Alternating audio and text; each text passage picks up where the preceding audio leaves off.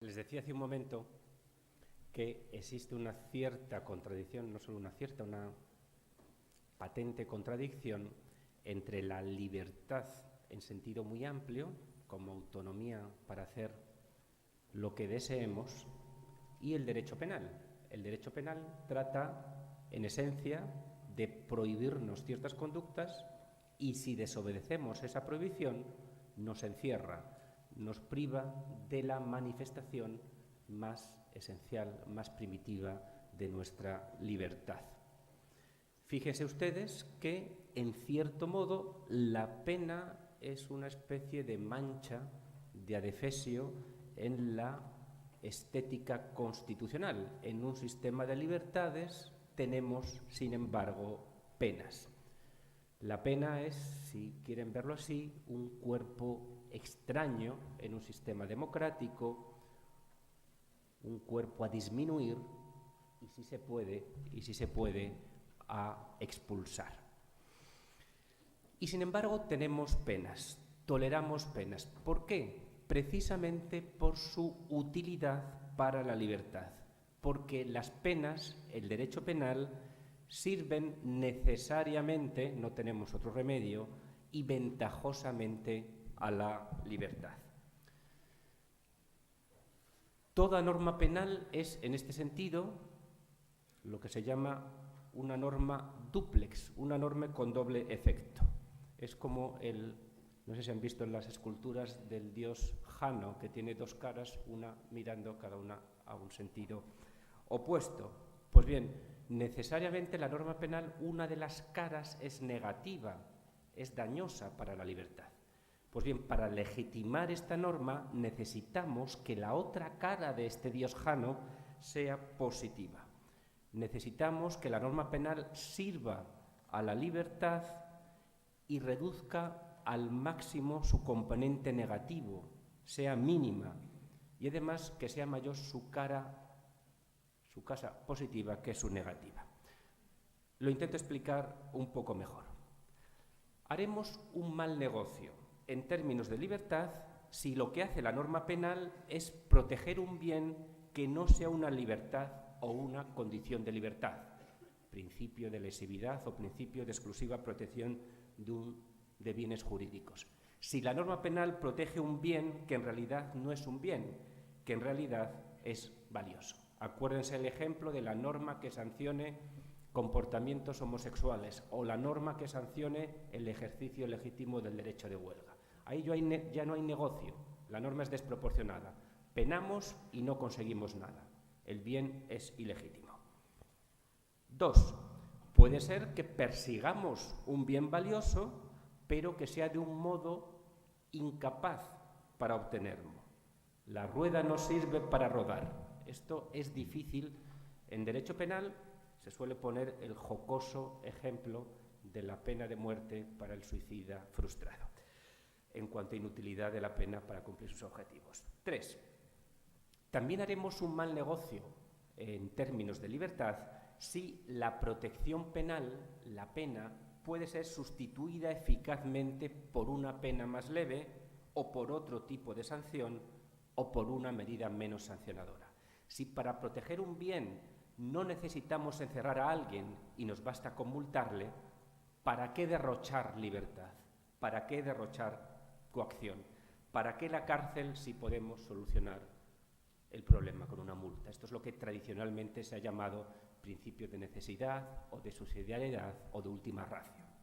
Y en fin, puede ser que la norma proteja un bien legítimo, que lo haga idóneamente, que lo haga de un modo necesario, pero que no resulte excesiva, no resulte que estamos penando excesivamente una conducta que, desde el punto de vista de la pena con la que estamos penando, no es tan lesiva. Que estamos, esto es un refrán que se utiliza mucho en España, no sé si así es en Perú, que estamos matando moscas a cañonazos. En estos casos es más lo que se daña que lo que se protege. Es más la libertad que anegamos que la libertad que estamos protegiendo. Si tuviera que expresar el principio de proporcionalidad en un lema, les diría: La protección penal ha de ser posible, legítima en su fin, mínima y ventajosas. Bien, no me puedo extender, que ya están ustedes cansados, y en concreto cansados de mí, en las sutilezas del principio, pero no me resisto a subrayarles un rasgo peculiar del mismo y exponerles las principales cuestiones en forma de pregunta que hoy rodean a la reflexión en torno a la proporcionalidad. El rasgo que quería subrayarles es la exigencia garantista del principio de proporcionalidad. Nos importa tanto la libertad, el valor que está detrás del principio, que no nos conformamos con un balance positivo en materia de libertad. Esto es solo el cuarto nivel de proporcionalidad. No hacemos solo una comparación entre lo que ganamos con la pena y lo que perdemos en términos de libertad, entre el bien que protegemos y la pena que imponemos. Además, hacemos una comparación hipotética y comparamos lo que hacemos, la pena que imponemos, con otras alternativas imaginables. Fíjense ustedes que, desde el punto de vista de comparación estricta, puede ser que la pena pese menos que el bien que protegemos, pero la norma puede ser desproporcionada si decimos, bueno, a pesar de eso, con una pena menos dura, acuérdese el ejemplo, multa en vez de cárcel, podríamos arreglar el problema. Pues si es así, el principio es tan exigente que dice la norma es desproporcionada. Proteger decentemente no es solo proteger más que castigar, es castigar del modo mínimo posible para proteger. Les decía que en torno al principio de proporcionalidad, tema de moda, hay varias cuestiones abiertas y simplemente se las quería comunicar. En un diálogo con el mundo anglosajón se discute hoy, en relación con el primer nivel, lesividad, qué se puede proteger y qué no, sobre todo en lo que se llama la protección de los sentimientos. Piensen ustedes en el maltrato animal, en la profanación de tumbas o en la quema de una bandera. ¿Se puede sancionar un comportamiento porque ofenda o solo ofenda los sentimientos de otro? Otro punto de discusión es el que les comentaba antes, si existe un principio de proporcionalidad inverso. Piensen en la despenalización de ciertos supuestos de aborto consentido. ¿Son normas desproporcionadas no por exceso de pena, sino por defecto de pena, porque el mundo sería mejor con más pena, castigando más supuestos de aborto? Una tercera inquietud es la del concepto de eficacia. En realidad, el principio de proporcionalidad trata de alcanzar la pena mínima eficaz. Tenemos un problema, vamos a pensar cómo podemos solventarlo de la manera menos incisiva, menos punitiva posible. El problema que tenemos es que sabemos poco de la eficacia de las penas y ustedes habrán discutido en clases los distintos modos en que la pena despliega su eficacia. Acuérdense de los conceptos de prevención general, prevención especial, prevención positiva, prevención negativa. ¿Eficaz para qué? Para intimidar a la generalidad, para resocializar, para aislar, para sostener la adhesión de la generalidad al derecho. ¿Eficaz para qué?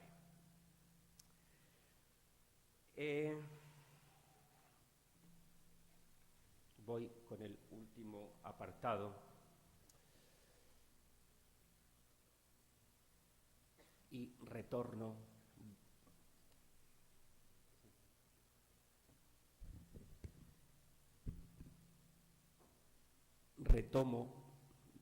aparcamos el principio de proporcionalidad y retomo el tema sobre el que la mayor parte del tiempo hemos estado reflexionando juntos, que es el del papel de los tribunales constitucionales en el control de constitucionalidad de las leyes penales. Y yo les decía, la regla debe ser que estos tribunales constitucionales deben ser amables, deferentes con el legislador penal democrático. Y quisiera, en esta ya parte final, me quedan 10 minutos de intervención, quería aportarles razones para esta deferencia. La primera razón, y esto lo ha proclamado así el Tribunal Constitucional Español, es una razón de íntima convicción. El Tribunal Constitucional Español no solamente ha sido deferente, recuerden el balance que les hacía, en realidad solo 3, y con matices, solamente ha anulado en uso de su discrecionalidad 3 leyes penales, sino que se autocalifica como deferente. El propio Tribunal Constitucional Español dice cosas como las siguientes, y le leo textualmente: corresponde en exclusiva al legislador el diseño de la política criminal, los bienes penalmente protegidos, el tipo y la cuantía de las sanciones penales, y esto es un complejo juicio de oportunidad en el que nosotros no debemos entrar. Dice el Tribunal Constitucional, con excepción de la sujeción a determinadas pautas muy elementales, el legislador debe operar con plena libertad.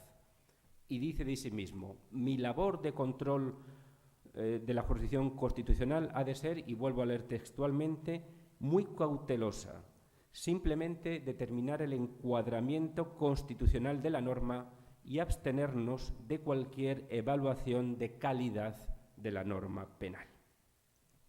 Es decir, el Tribunal Constitucional tiene una sincera convicción, una sincera comprensión constitucional de que debe ser deferente, tiene una comprensión de su mayor debilidad en su legitimación democrática respecto al legislador, y esto hace que tenga una especie de miedo a pasarse y que se conciba a sí mismo como un juez, como un árbitro amable, deferente. Pero además de esto, quería comentarles ya muy brevemente las dificultades sistémicas que existen para anular leyes penales por parte de los tribunales constitucionales, ya sea una anulación total, ya sea una anulación parcial a través de una sentencia interpretativa. Quería, en primer lugar, que repararan en el problema de la desprotección que suscitan la nulidad de ciertas normas penales, aquellas cuya inconstitucionalidad no es plena, con lo cual la nulidad abarca también un ámbito constitucional de la norma. Dicho así tan abstracto, no se entiende nada, se entenderá mejor con los siguientes 3 ejemplos. Si anulamos la tenencia ilícita de armas, y esto se planteó ante el Tribunal Constitucional Español, porque el tipo dice, es un tipo muy magro, que dice, se castiga con la pena X la tenencia prohibida de armas, y se dijo que este era muy indeterminado y que dejaba en manos de la Administración que podía considerarse arma y por lo tanto que era delito. Pues bien, si el Constitucional llega a decir que esta norma es inconstitucional, cosa que no hizo, no solamente comportará la anulación de la condena a aquel que poseía una navaja automática y no podía saber muy bien si estaba cometiendo un delito, sino también que esta nulidad favorecerá al que almacenaba en su casa ojivas nucleares y cuya indeterminación de la norma le afectaba bien poco.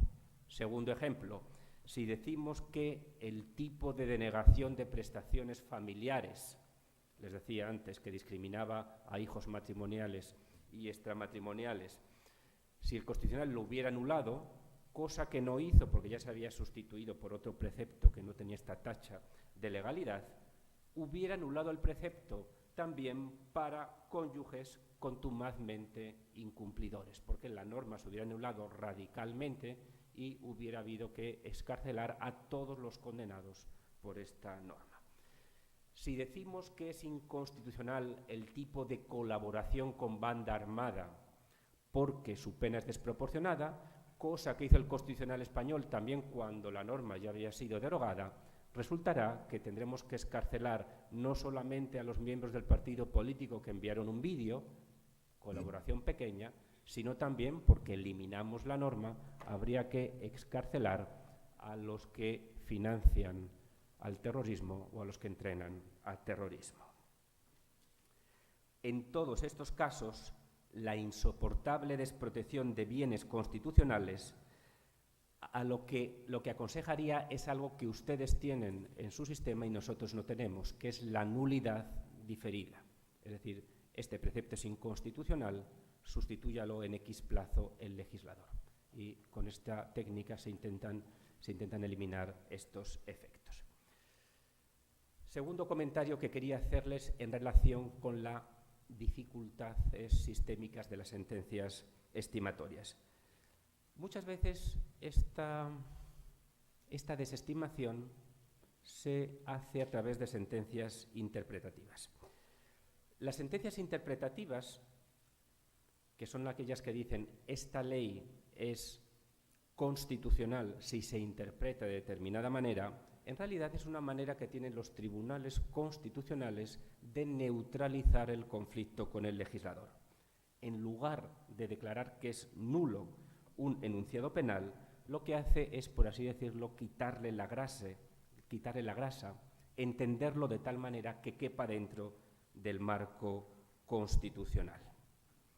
Esto lo dijo el Tribunal Constitucional Español en relación con la norma, no la que negaba el genocidio, sino la que justificaba el genocidio.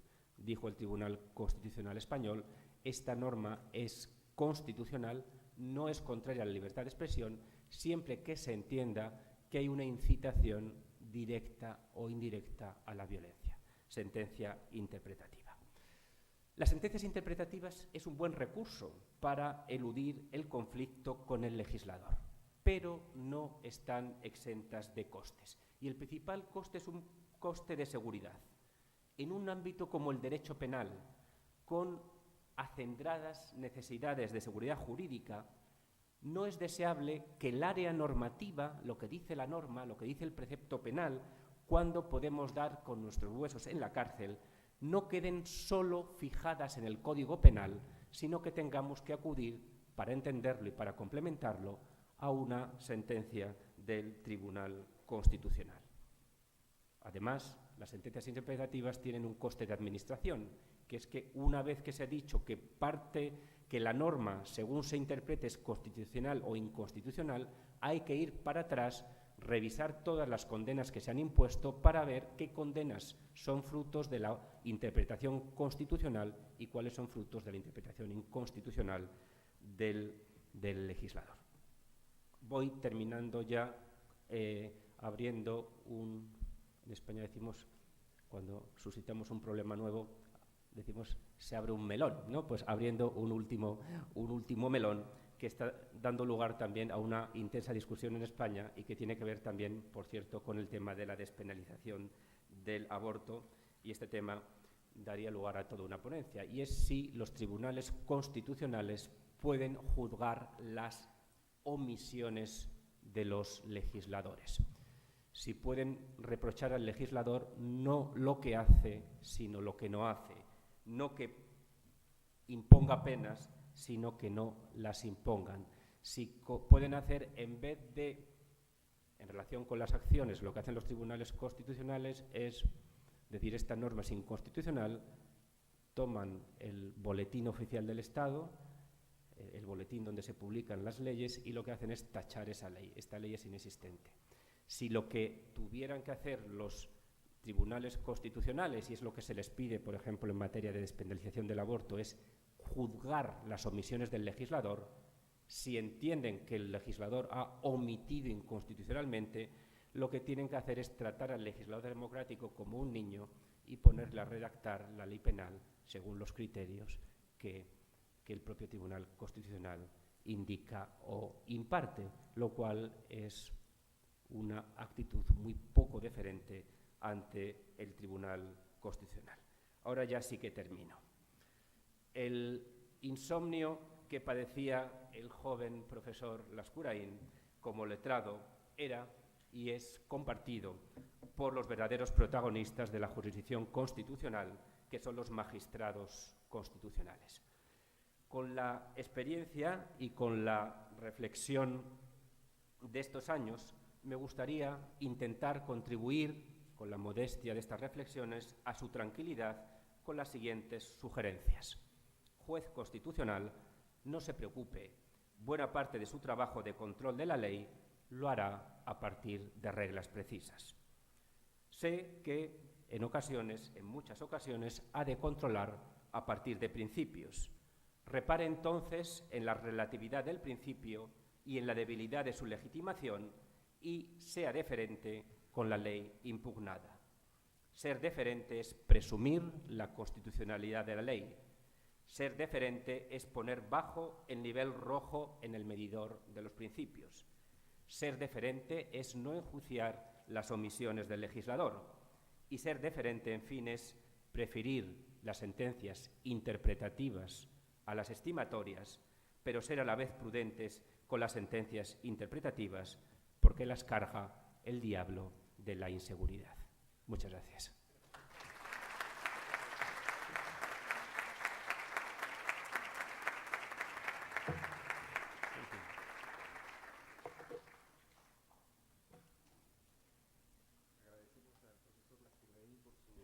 Exposición sobre este tema del derecho penal constitucional y el principio de proporcionalidad. Para esta noche contamos con un panel integrado por el profesor José Pariona Arana. Él es doctor por la Universidad de Múnich, es profesor de San Marcos, la Católica, y también de la sección de posgrado de nuestra facultad. Y también contamos con la presencia del profesor Iván Montoya Vivanco, quien es doctor por la Universidad de Salamanca, es profesor por la Universidad Católica, ha sido coordinador de la Maestría en Ciencias Penales de la Universidad Católica y actualmente también es profesor en la sección de posgrado de nuestra facultad. Invitamos al profesor Pariona para que nos haga sus primeros comentarios sobre la exposición del doctor Lascurain.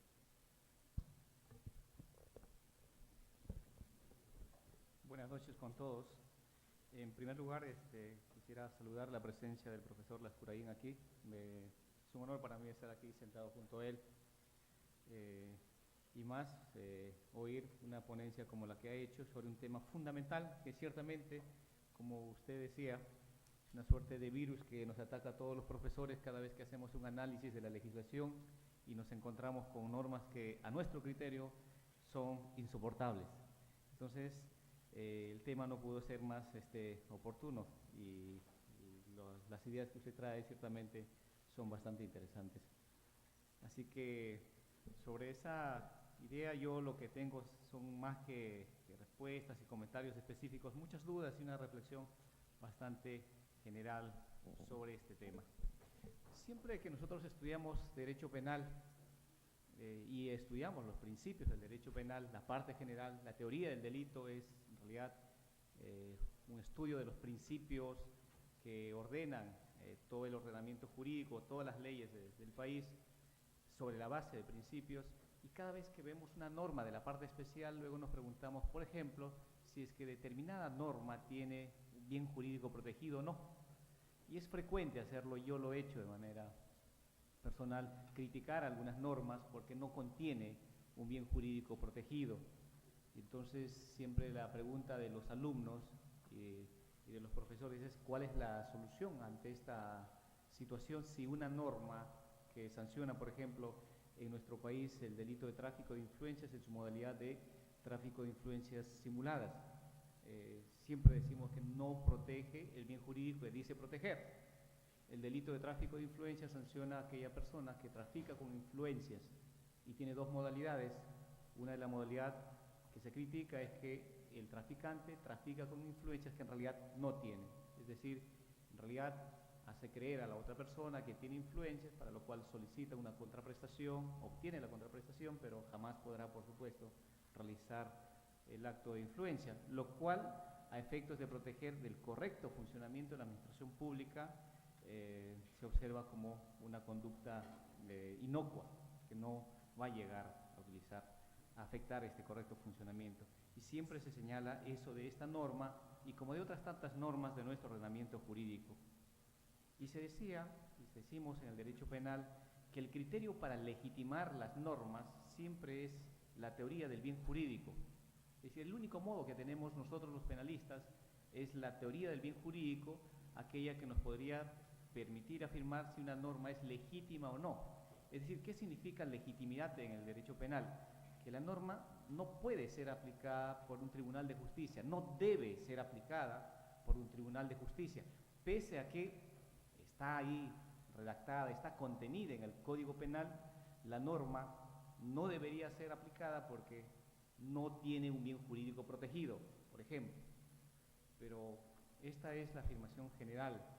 Cada vez que un tribunal de justicia se enfrente a la tarea de resolver el caso concreto, es decir, de aplicar la ley, no se le puede oponer el principio de lesividad, porque luego los tribunales de justicia simplemente dirán, está la ley.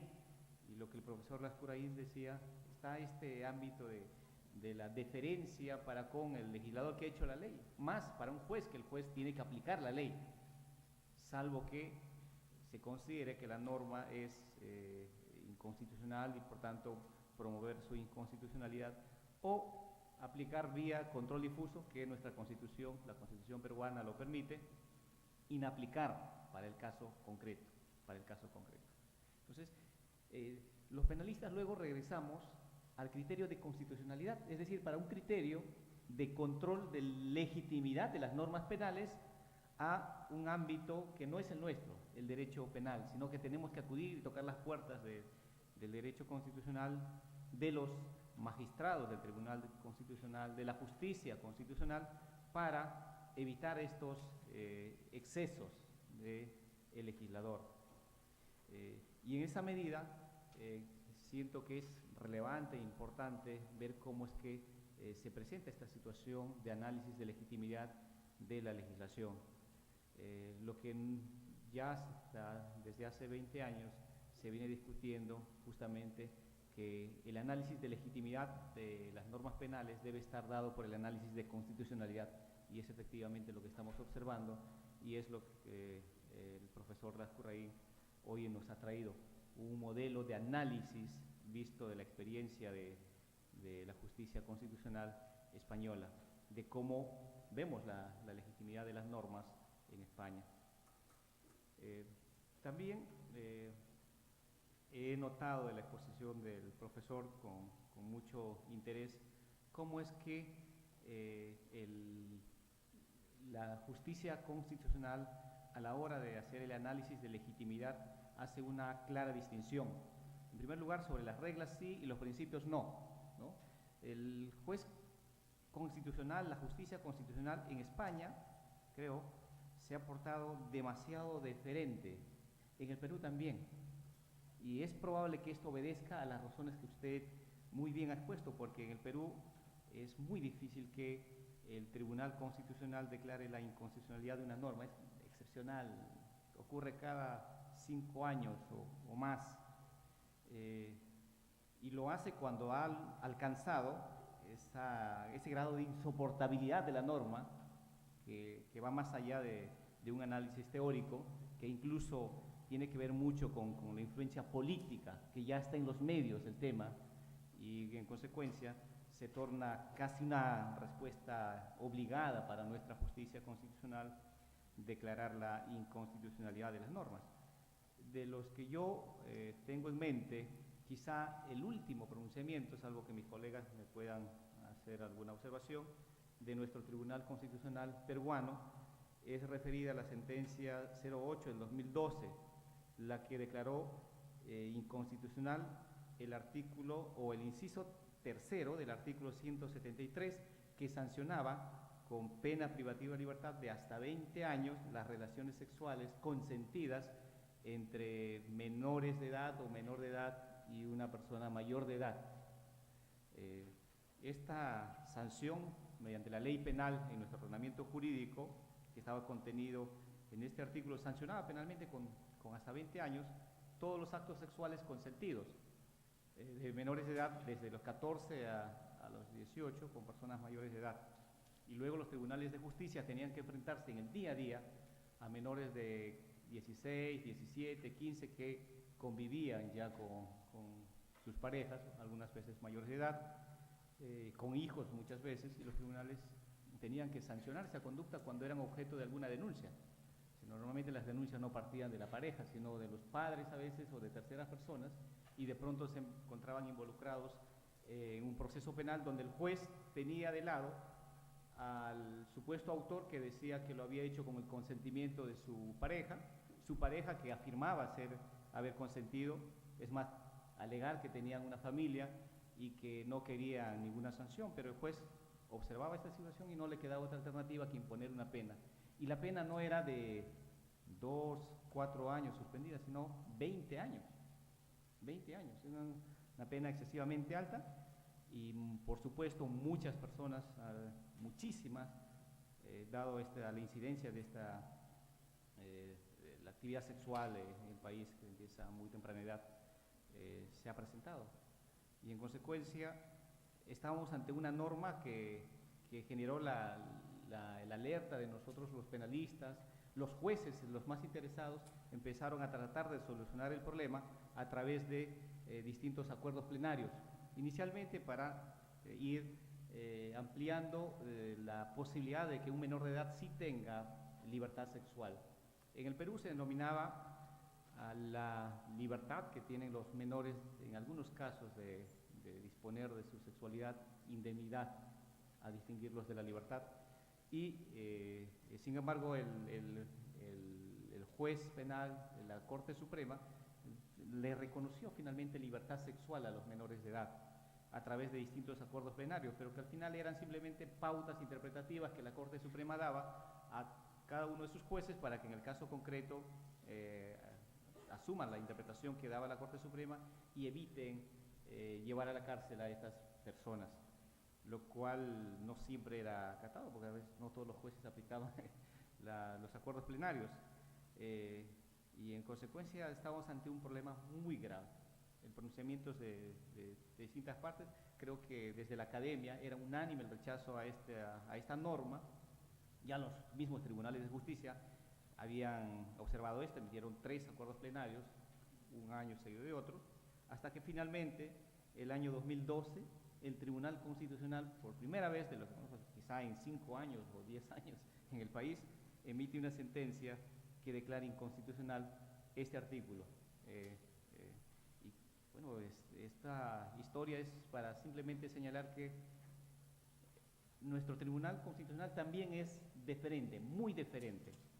Entonces, esta deferencia que se presenta, probablemente sospecho no sea tan buena, porque debería tener una actitud mucho más,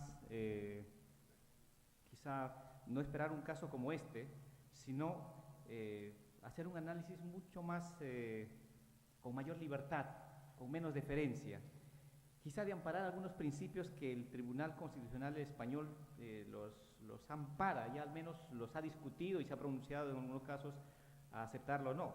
Por ejemplo, el de la proporcionalidad de las penas. Es un problema que es recurrente en nuestro ordenamiento jurídico. Para nuevamente retomar el caso del tráfico de influencias, creo que en España las penas son de 3 años probablemente para el tráfico de influencias. En el caso peruano, para el tráfico de influencias simulada, que ya se duda de su constitucionalidad porque no afecta el correcto funcionamiento de la administración pública, la pena va hasta los 6 años. 6 años. Entonces, ese sería un caso claro de afectación al principio de proporcionalidad.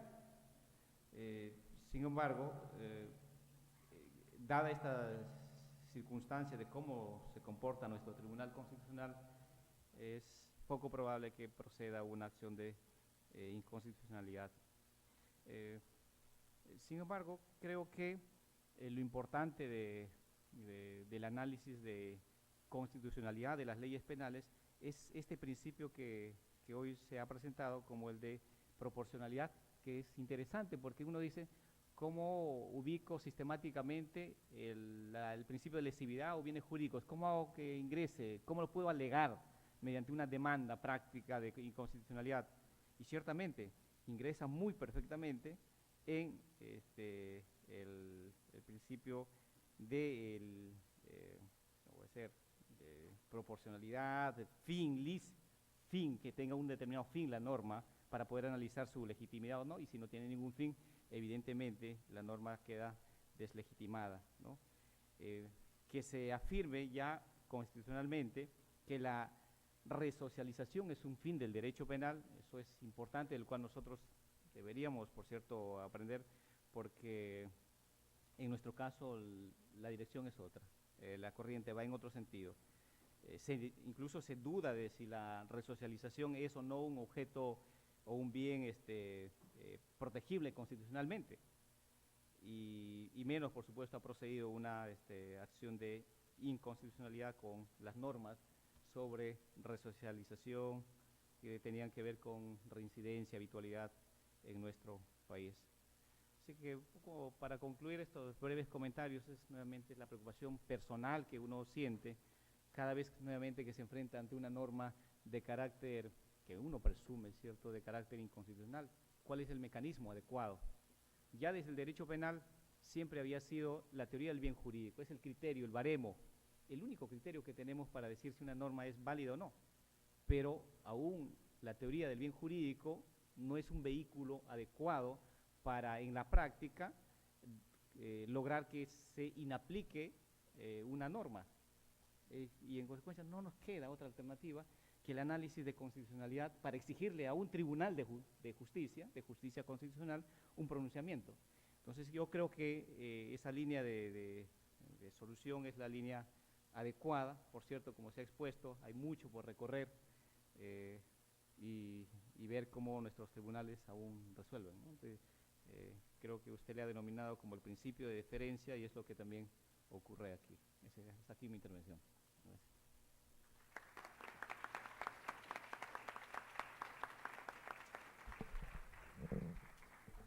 Invitamos al profesor Iván Montoya para sus comentarios.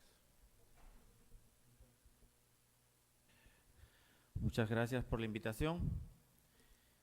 También para mí es un gusto y una satisfacción compartir la mesa con Tono Lascurain, un amigo personal, y con Raúl y con Felipe. No voy a quitar mucho tiempo, no tengo autoridad moral, pido disculpas por mi tardanza. Vine con 1:10 de anticipación desde San Miguel y es imposible. De nuevo, disculpas. Voy a tratar solo 4 puntos a la siempre creativa forma de presentar los principios que tiene el profesor Lascurain. Yo me he aproximado a sus trabajos los últimos 3 años, más o menos tengo alguna noción de sus reflexiones. Por supuesto, estas vinculadas a los principios y el control constitucional no son las únicas, ¿no? Hay otra dimensión y mañana creo que es materia de su exposición. Tengo 4 puntos para no alargar, ¿no? Una es sobre lo que Raúl estaba comentando, sobre la deferencia de nuestro Tribunal Constitucional. Comparto en gran medida que sí, efectivamente ha habido una actitud de deferencia hacia el legislador, pero no quiero quedarme solo en esa calificación, que es un dato que viene de cierto mandato democrático, ¿no? de rol, de distinguir los roles que le corresponde a un tribunal de lo que le corresponde a un legislador. Pero, no sé, por lo menos en el Perú, aún no me dice del todo lo que quisiera esperar de un tribunal constitucional. A ver si me explico. Una deferencia puede significar en contenido más criminalización. Una deferencia puede significar menos criminalización.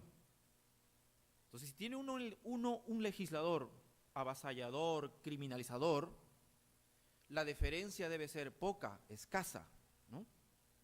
Si uno tiene un legislador correcto, relativamente razonable, la deferencia debe ser amplia, ¿no? Entonces, en el Perú, un recuento más o menos breve de lo que se me ha venido a la memoria. Es importante este trabajo que ha hecho el profesor Lascurain de hasta cuantificar número de sentencias que han sido objeto de control. No tenemos, creo que, un estudio de esa naturaleza, pero sería interesante hacerla, y no es difícil, supongo, ¿no? No son muchas tampoco, como Pariona lo ha mencionado. Pero un recuento de las que recuerdo aquí, que son 6 o 7, su deferencia, en algunas sí ha hecho control constitucional, en otras no, pero más allá de cuál ha sido el extremo de su pronunciamiento, la tendencia ha sido a tolerar la criminalización, ¿no? No puedo hacer un valor sobre si eso está bien o esto está mal. Yo tengo un problema personal, digamos. Yo me he dedicado mucho tiempo en trabajar en organizaciones de derechos humanos y evitar la impunidad de violaciones graves de derechos humanos, y un tiempo en el tema de corrupción, con el mismo propósito. Por lo tanto, tengo un sesgo, sinceramente, de lo que el tribunal a veces ha tolerado. Ley de arresto domiciliario, ley Wolfenson, ¿recuerdan? Compensación de los días de arresto domiciliario por los días de pena privativa de libertad efectivas. Muchos procesados por corrupción llevaban su proceso en arresto domiciliario. Un problema, saber si eso le vale como un día de arresto domiciliario, como un día, perdón, de pena efectiva. Y la ley se dio, 1 por 1, un día de arresto domiciliario, un día de pena efectiva, para luego compensar. Tribunal Constitucional dijo, esto es inconstitucional, más criminalización. Luego el tema de la justicia militar, declaró inconstitucional un delito militar y por ahí sí hizo una aplicación del principio de proporcionalidad muy en estricto sobre la base de la subsidiariedad. Dijo que estos delitos, el caso de insulto a los insignias, me parece, ¿no?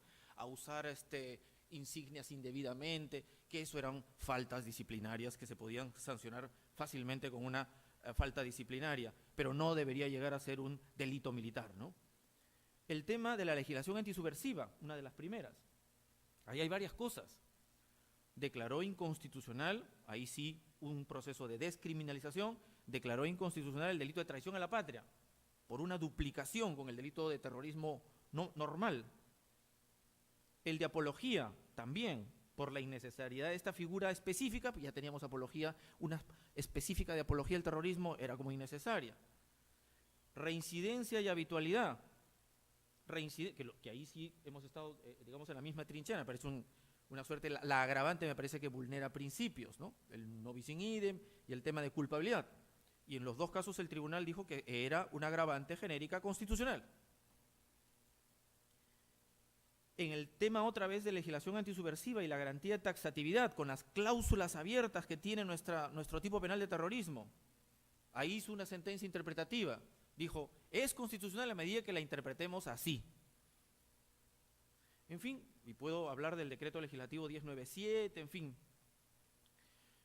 En algunas ha declarado inconstitucional, en otras ha declarado que es constitucional, pero en el contenido, en varias de ellas, yo diría que en un poco más de ellas, el contenido, el efecto ha sido que es un efecto criminalizador. Repito, no puedo valorar sobre esto, pero sí sostener que cuando se es deferente, ¿no?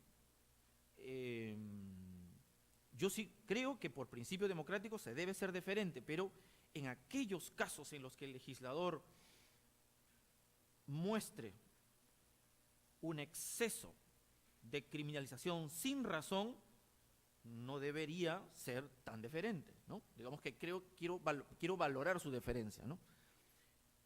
Termino ahí ese primer punto y los otros son como preguntas puntuales, ¿no? De cara a que el profesor Lascurain nos lo pueda precisar. Con el principio de proporcionalidad, sobre todo lo último. Una de las críticas que se le ha hecho al principio de proporcionalidad y a su operatividad en el derecho penal, porque es un principio general, ¿no?, que opera frente a cualquier restricción de derecho fundamental, ahora estamos tratando de reflexionar sobre el derecho penal. Pero desde el derecho penal se le ha hecho una crítica muy fuerte. Se trata de un principio que viene del derecho constitucional, que aglutina cantidad de criterios de valoración, ¿no?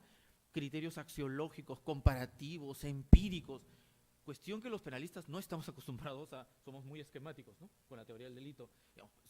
Pero meter en un solo saco de valoración de principio distintas formas de enjuiciar un hecho, o en este caso una norma, nos es difícil.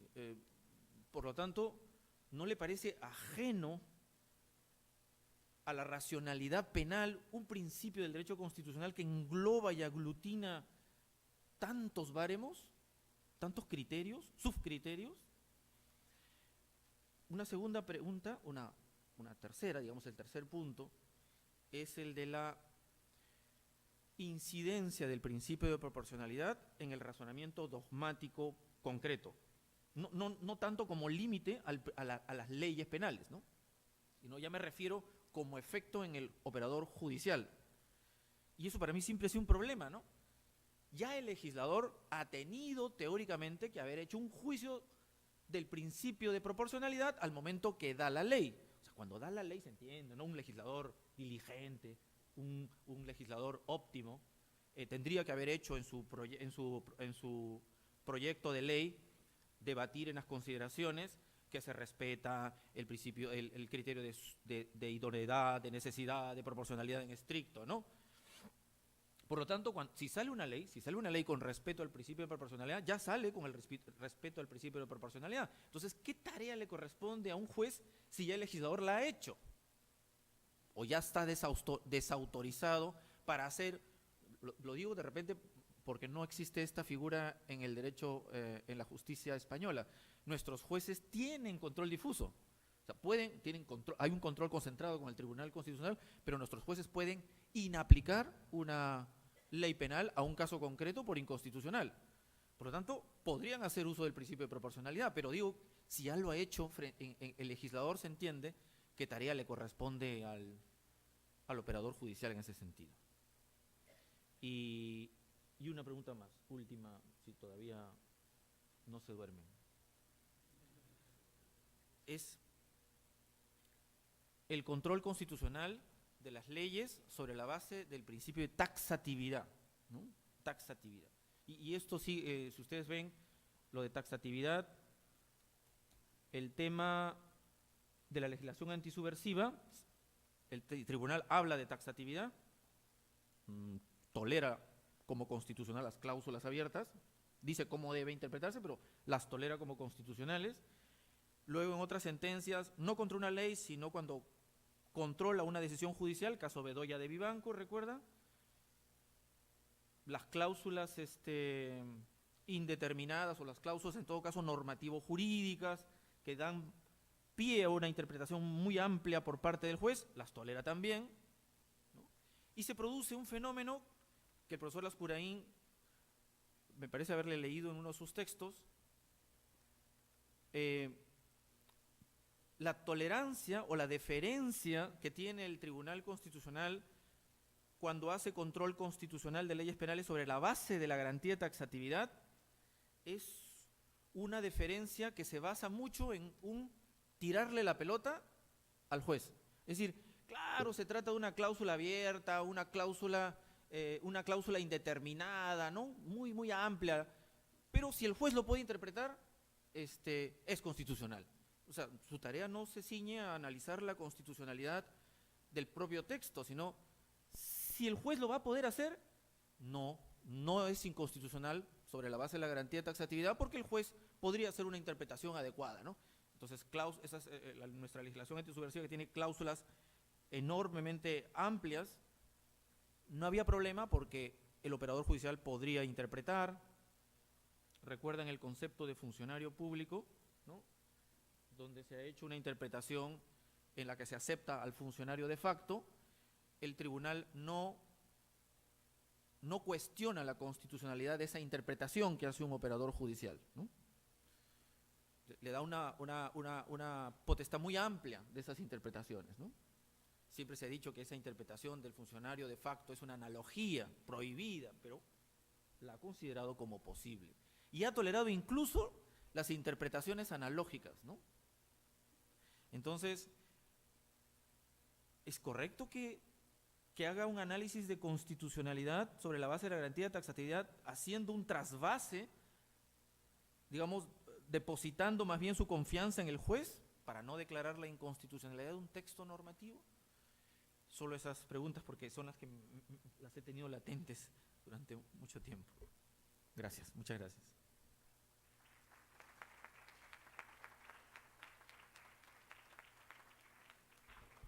El profesor Lascurrey.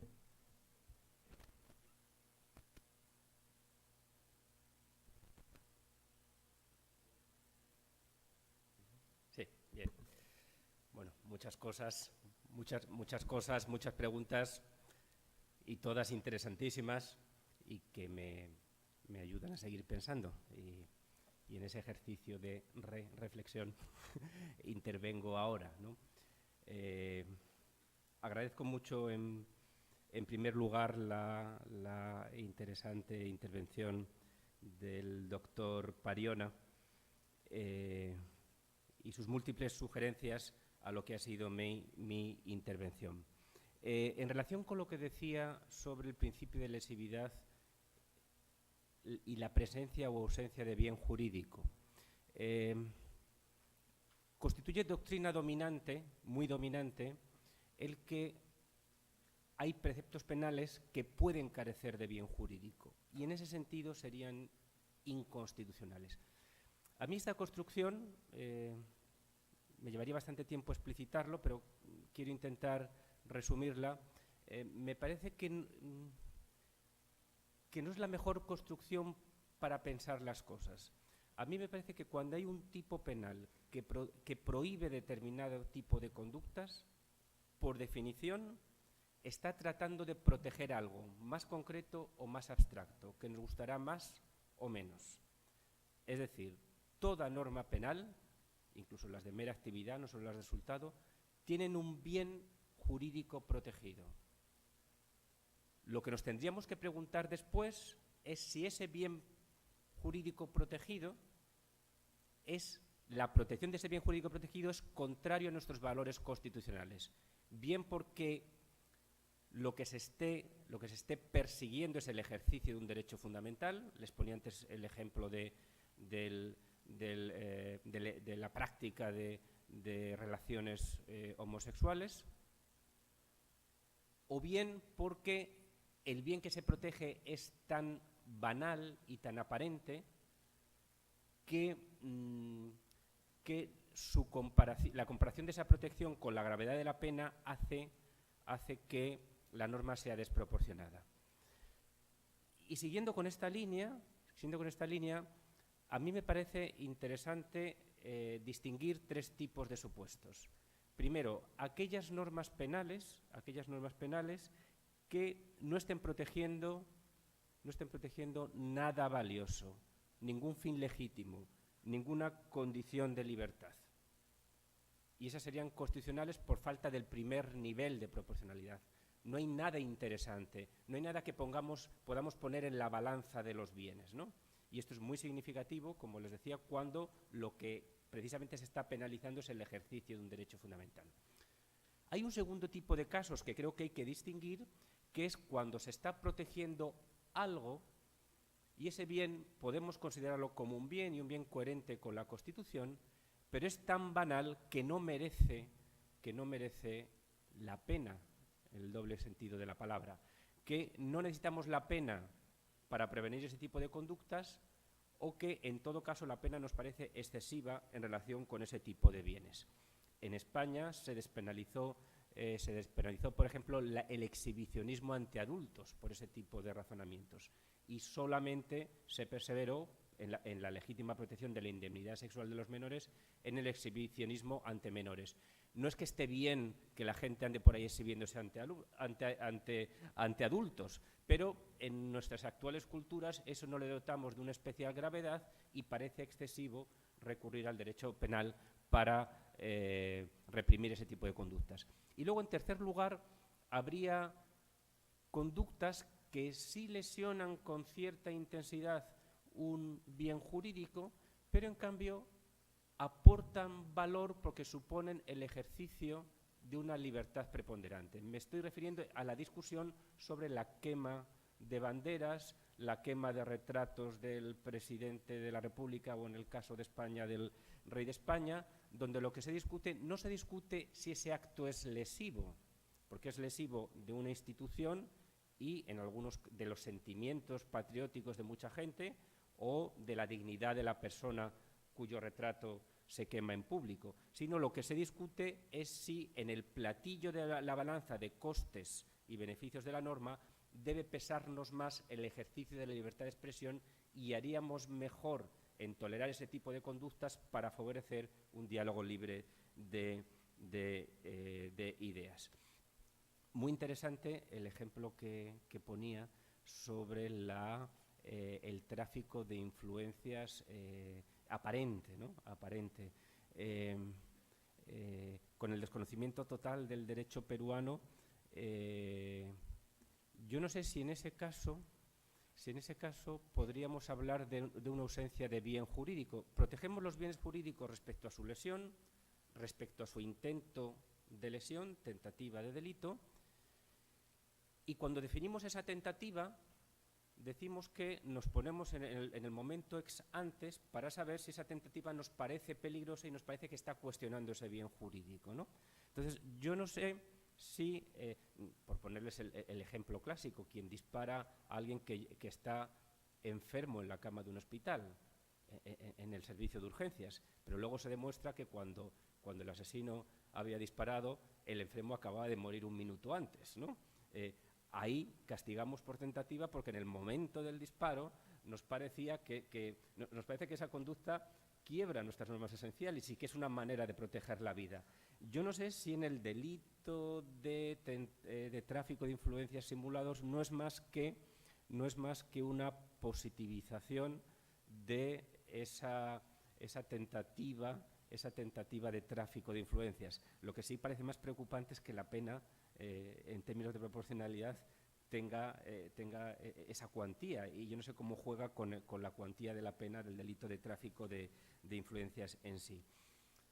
En relación en tercer lugar, con la resocialización, nosotros en la Constitución española tenemos un precepto que yo no sé si existe en la peruana, que dice que las penas privativas de libertad deberán estar orientadas a la resocialización, que por cierto es muy curioso porque es el único fin o función de la pena que aparece en la Constitución. No se dice, haciendo ese esquema que ustedes recordarán en clase de prevención general o intimidación, prevención general negativa, prevención general positiva, prevención especial negativa, prevención especial positiva, es decir, intimidar a la generalidad, reforzar el sentimiento de fidelidad al derecho, inocuizar al responsable, resocializarle como fines de la pena. El único al que hace mención la Constitución es la resocialización, porque los otros tres van de suyo. Es decir, si el derecho penal consiste en amenazar a alguien de que si hace una determinada conducta, le vamos a castigar. Y eso en sí mismo despliega efectos intimidatorios, efectos de consolidación del derecho, y si imponemos la pena privativa de libertad, desplegamos un efecto de prevención especial negativa en el sentido de que controlamos y inocuizamos al delincuente. Lo único que no va de suyo en la pena es la resocialización, y por eso el constituyente dice, ojo, también oriente la pena a la resocialización, y tiene que ponderar este fin en relación con todos los demás. En todo caso, vuelvo a agradecer los muy sugerentes comentarios del doctor Pariona. También agradezco mucho los comentarios de mi buen amigo Iván Montoya, con el que hemos compartido largas conversaciones en la Universidad Autónoma de Madrid en relación con todos estos temas. En relación con la deferencia,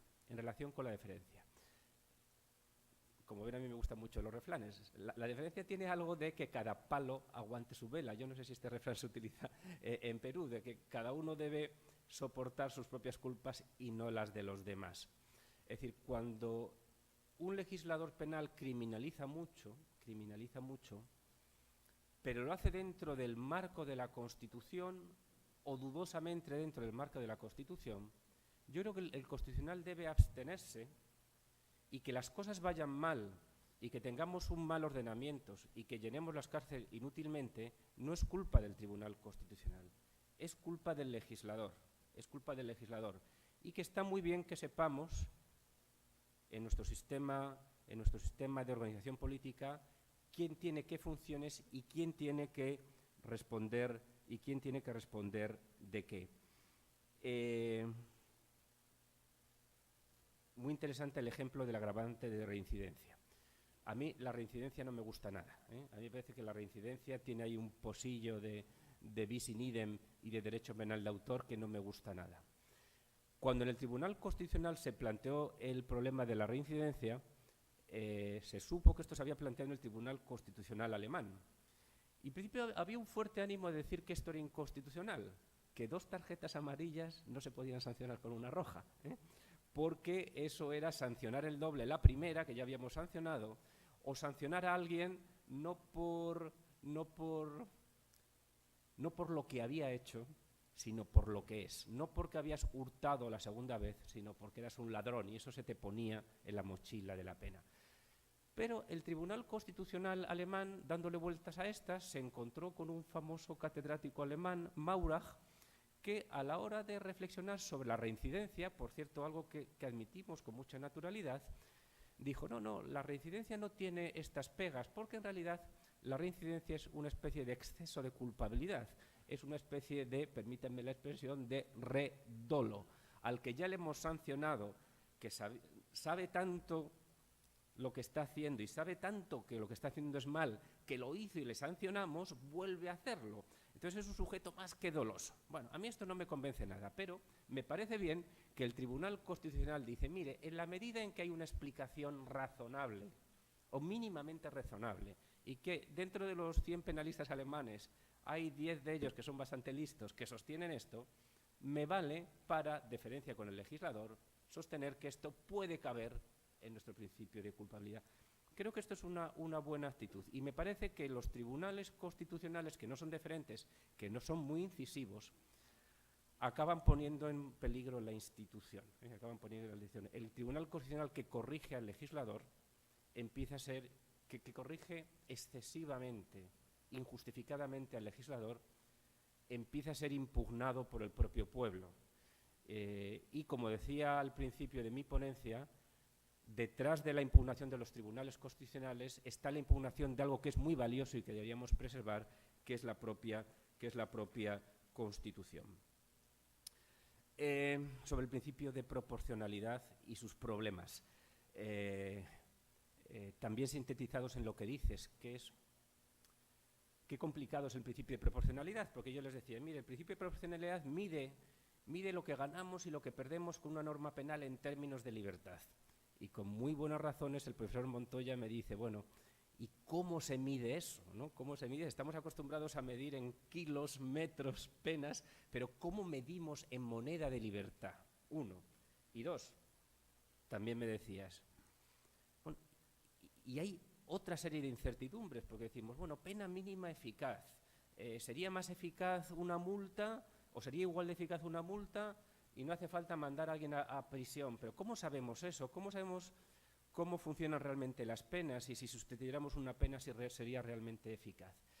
Bueno, estos son los pies de barro del principio de proporcionalidad, ¿no? Dice uno de mis filósofos políticos favoritos y el de mucha gente es Rawls, el político norteamericano, y decía que hay veces que las ideas en su abstracción y en su globalidad nos convencen, pero que cuando intentamos penetrar en ellas, intentamos aplicarlas, se producen lo que él llama cargas del enjuiciamiento, burdens of judgment, ¿no? Y que a partir de esa disección del principio a la realidad y su aplicación empezamos a estar en desacuerdo, ¿no? Entonces, a mí me parece que en el principio de legalidad hay una verdad esencial muy importante y que es verdad que es muy complicado aplicarlo en la práctica, ¿no? Y que esto ha hecho que los tribunales constitucionales hayan sido muy prudentes y que a la hora de aplicarlo hayan operado más que no con un principio de proporcionalidad, en realidad con una especie de principio de igualdad. Y decirle, mire, usted legislador, lo que no puede hacer es, por ejemplo, penar más el hurto que el robo, ¿no? Digamos, con esta especie de comparación con lo que el propio legislador hace, más que operar en abstracto sobre la pena, que le parece muy complicado. Pero, en todo caso, estos pies de barro a los que aludía, lo de los pies de barro lo digo yo, a lo que aludía él, estas debilidades del principio de proporcionalidad, lo que tienen que ser es un reto intelectual a todos nosotros para intentar vías de concreción de algo que realmente es valioso, y es que no podemos como línea organizativa del Estado y como principio del ordenamiento, no podemos sacrificar más de lo que salvamos, dicho muy en general en derecho penal y en materia de derechos fundamentales. Termino con lo del principio de legalidad y juez. A mí me parece que el juez en realidad es una especie de continuador de la labor normativa del legislador. El juez es el que al final toma la norma y la concreta para el caso concreto y dice si se aplica o no. De alguna manera, la ley parte del Parlamento, pero quien acaba concretándola es el juez, que es el que acaba diciendo si ese tipo de concretas conductas entran dentro de la norma. Y en esa medida, como una especie de legislador de lo concreto, el principio de proporcionalidad afecta también al juez. Y le afecta de la siguiente manera. Cuando él tiene que interpretar la norma penal y aplicarla, y normalmente le surgen dos tipos de dudas. Una, ¿esta conducta está dentro del tipo penal? Porque a mí me parece que esto, diría coloquialmente, yo no sé si aquí emplea esta expresión, pero diría coloquialmente el juez, me parece una pasada aplicar esta pena a esta conducta, por mucho que el legislador lo diga. Entonces yo ahora tengo que pensar si realmente esta conducta está tipificada en ese precepto penal. O dos, cuando tengo que elegir pena, ¿qué pena impongo? A mí me parece que en ese proceso de interpretación de la norma penal, el juez está delimitado por la semántica, por lo que dice la letra de la ley, por lo que le transmite el legislador. Ahora, las palabras, como todos sabemos, son muy lábiles y pueden querer decir esto o pueden querer decir esto otro. Y a la hora de delimitar el área normativa y si una jeringuilla es un arma, por ponerles un ejemplo de cuestiones que han preocupado al Tribunal Supremo Español, el agravante de armas, si una jeringuilla que se dice infectada de una enfermedad es un arma en ese sentido, bueno, pues a la hora de definir arma, el juez puede ser más amplio o más estrecho. Pues bien, a la hora de hacer ese razonamiento, y respetado el criterio semántico, la voluntad del legislador objetiva plasmada en la ley, tiene que aplicar entre los criterios de interpretación de la norma el principio de legalidad. Termino con un ejemplo. El caso que les he puesto antes. Si intentar emitir un vídeo de una organización terrorista es un acto de colaboración, el Supremo dice sí, pena de 6 años. El Tribunal Constitucional dice, mire, si eso es colaboración, usted no puede penar con 6 años. Creo que hubiera sido mucho mejor que el Tribunal Supremo hubiera dicho, mire, si el tipo de colaboración con banda armada, que es financiar, entrenar, dar armas o cualquier otro tipo de colaboración, es un tipo abierto, pero es un tipo abierto porque tiene una pena mínima de 6 años, yo tengo que interpretar qué actos de colaboración muy leves o muy lejanos no son de los que el legislador quería comprender dentro de ese tipo penal. Y yo creo que tenía que haber hecho un razonamiento de proporcionalidad el juez de lo penal antes de llegar al Tribunal Constitucional y decir, mire, nos gustará más o menos, pero si la colaboración con banda armada está penada como poco con 6 años, se está refiriendo a cosas más graves que la de emitir un vídeo de una organización terrorista.